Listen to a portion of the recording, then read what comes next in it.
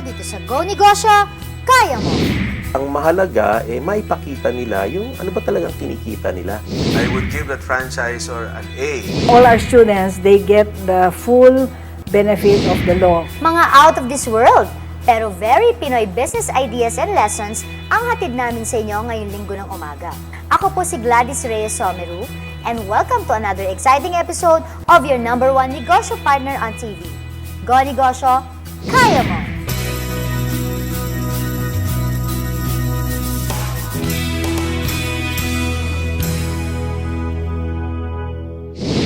Kailangan mo ba ng kapital sa pagsisimula ng negosyo? Ngayong araw, pag-uusapan natin ang ilan sa mga paraan para makapagsimula ng negosyo. At yan nga ay through microfinance ng mga rural banks. Ang microfinance program ay hindi lang pautang. No? Ang microfinance program ay pangkalahatang programa na nauukol hindi lang sa pautang, but kasama rin yung disiplina sa pag-iimpok ng pera at pag-save lalo na sa mga bangko tulad ng mga rural banks. Pag lumalago yung negosyo mo, lumalaki rin yung iyong cash levels. So kailangan mong itago yan sa isang safe place at kung minsan kailangan mo ring itago yan para kumita with good interest rates. At yun ay ibinibigay rin ng mga bangko. At hindi lang yon, meron ding mga ngayon nag-uumpisa na yung microinsurance, no? So tulad nung mas malalaki o mas mayayaman nating mga nangangalakal na nangangailangan ng insurance, yung mga micro-entrepreneur may pangangailangan din sa insurance. No? So nag-uumpisa na rin ang mga rural bank na magbigay niyan. So ang microfinance program nagbibigay pa utang kahit walang collateral. At ang isang methodology na ginagamit, yung group lending na parang magkakasama. Kunyari, tayong 5, no? Lahat tayo magkakasama, uutang sa isang microfinance program. No? At dahil walang collateral yon, meron tayong tinatawag na substitute collaterals na tayong 5, ginagarantiyahan natin ang isa't isa na pag merong isang hindi makabayad, yung natitirang 4, yun ang magpupuno nung kulang na kabayaran nung isa nilang kamiyembro. Yung mga microfinance programs, normally nag-uumpisa yan sa mga 5,000 pesos. So kahit 5,000 pesos lang, makakautang ang isang micro-entrepreneur doon sa mga bangko. In fact, yung iba nga, 3,000 nagpapautang pa rin. Pero ang pinaka-common ngayon is 5,000. Doon sa tinatawag natin first cycle. Pag makatapos na siya doon, pwedeng tumaas yun dahil gumaganda yung negosyo niya. Well, sa mga taong gustong magnegosyo or magpaunlarin yung kanilang maliit na negosyo or mag-umpisa ng isang maliit na negosyo, ang pinakamahalaga siguro ay magpunta sa pinakamalapit na rural bank at doon magtanong. O di kaya magtanong sa nakita nilang medyo enterprising na negosyo. Tanungin niya, o saang bangko ka ba nakautang para mapalago mo yung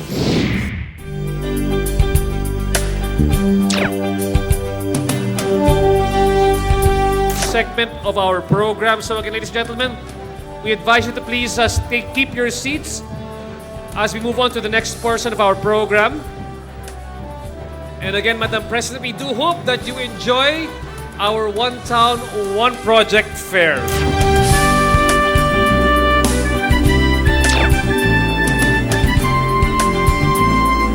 The task of helping these people is great.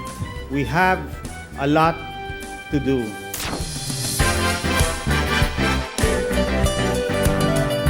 Before I became governor, I was an entrepreneur for 20 years. So when I became governor in 2004, I wanted to instill entrepreneurship in government. Experiencing is not necessarily you.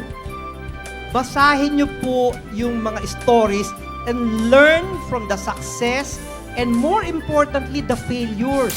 My philosophy is by telling people how to do it, people are inspired to buy my products. Maraming salamat po sa lahat ng mga sumuporta sa aming Go MSME Negosyo Summit, especially sa DTI, MSME Council, mga sponsors at syempre po sa lahat ng MSME negosyante mula sa iba't ibang parte ng bansa. Sana po patuloy natin isulong ang kagalingan ng bawat negosyanteng Pilipino dahil naniniwala kami na ang bawat Pinoy ay kayang-kayang magnegosyo.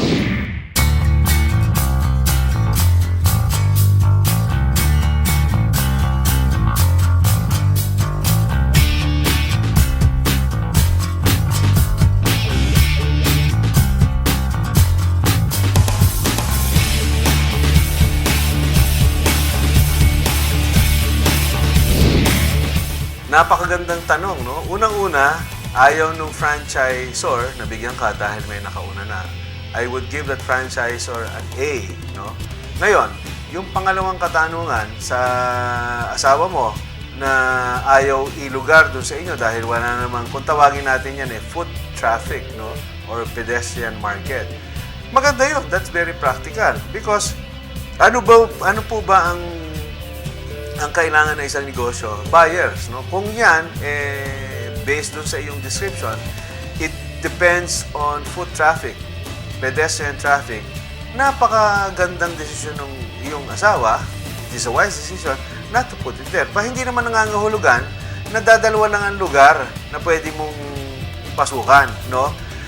Doon sa meron na at doon sa bahay nyo. Yun lang po ba ang lugar sa Metro Manila? Yun lang po ba ang lugar sa buong Pilipinas?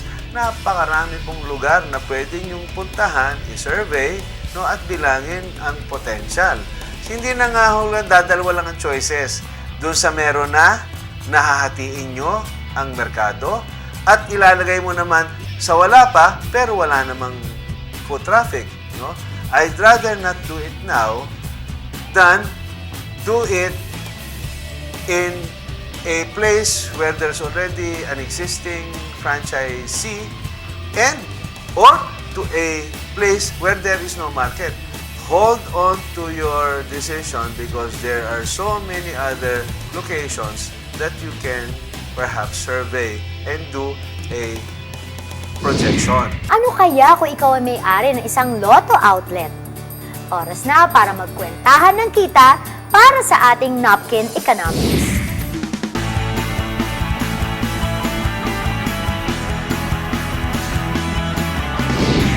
Isa sa mga paboritong libangan ng mga Pinoy ay ang pagtataya sa Lotto. Andito tayo ngayon sa may Lotto Station sa may Pioneer sa Mandaluyong. Alamin nga natin kung talagang ano ang kinikita ng isang Lotto outlet. Tara! Kanina pa ako dito nagsifill up nung Lotto form ko. Ang hirap palang pumili ng mga numero eh. Napansin ko na medyo marami din mga dumadaan na tumataya dito sa Lotto. So gagawin na lang natin, i-average natin out siya. On a slow day, they probably get mga 150 customers na bumibili ng, assume natin, ng isang ticket, gaya ko, for 20 pesos per ticket. So that's about 3,000 pesos per day.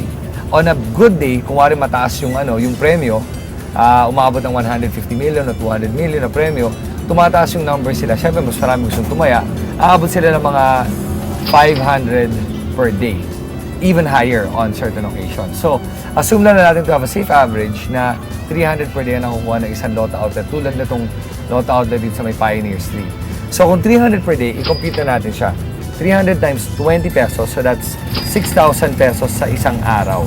Multiply natin by 30 days, that's 180,000 pesos per month. Now, hindi ko talaga alam kung ano ang porsyento na nakukuha ng mga outlet sa total na pot na nabenta nila sa revenue nila na 180,000. Pero assume natin nakukuha na 25% nun. At 25% of 180,000, that's 45,000 na nakukuha ng outlet. Alright? Ngayon, compute naman natin kung magkano yung kanilang expenses. Isang outlet na ganito, maliit lang naman to. This is about ilang square meters lang to. Ang tingin ko, ang renta nito siguro mga, sabi mo ng 15,000. Sweldo pa ng isang empleyado na nagbabantay ng isang outlets, mga 10,000 sa isang buwan. Safe estimate na yun. So, sabi mo ng 25,000 yung cost mo. Ang matitira sa'yo ngayon ay 20,000 per month. Not bad considering yung expenses mo talaga maliit lang naman, di ba? So that's on a low conservative average. Imagine mo kung mas mataas pa pala yung kinikita o yung revenue ng isang Lotto outlet. Mas malaki pa yung kita.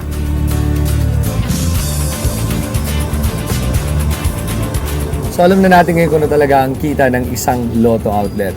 Pero sa akin, imbes na tumaya sa Lotto, magnegosyo ka na lang ng Lotto. Siguradong panalo ka pa. Ito si Christian para sa pang episode ng Napkin Economics. Huwag natin kakalimutan na ang ginagawa ko lang ay guesstimates lang to. If you really want to go into business, make sure